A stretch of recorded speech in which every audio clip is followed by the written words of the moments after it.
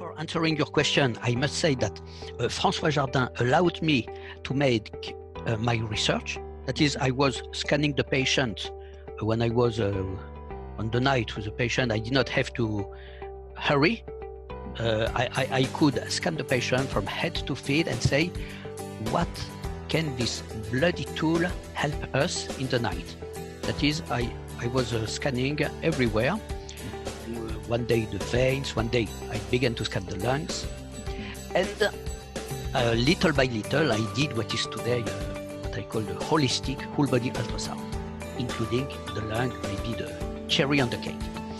The obstacles, I will try to hierarchize the obstacles. There are many. The first obstacle is when you do not do as the others, especially in medicine. That is a mistake, and so you have to face this obstacle. That is how the people look at you. They looked at me doing ultrasound. They said, it's not normal. It is the job of a radiologist or a cardiologist. 10 years later, they began to do it, and they saw that I was scanning the lungs, and they said, but lung ultrasound is not possible.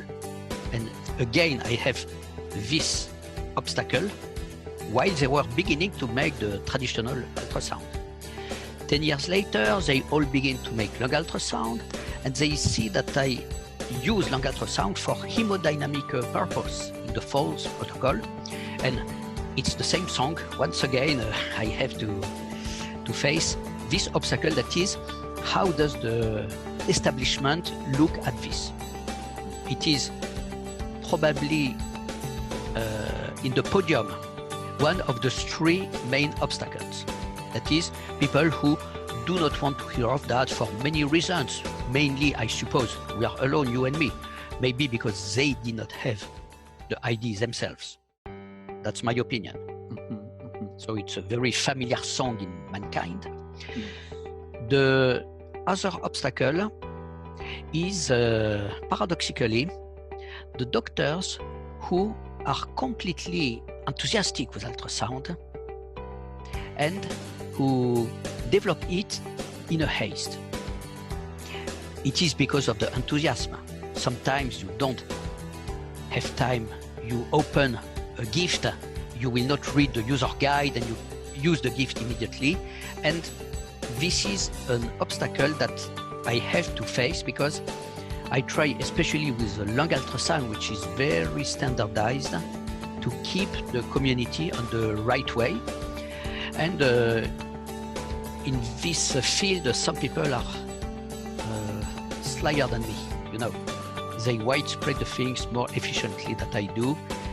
And this is an obstacle, which is the opposite of the first one, which is I don't want to see.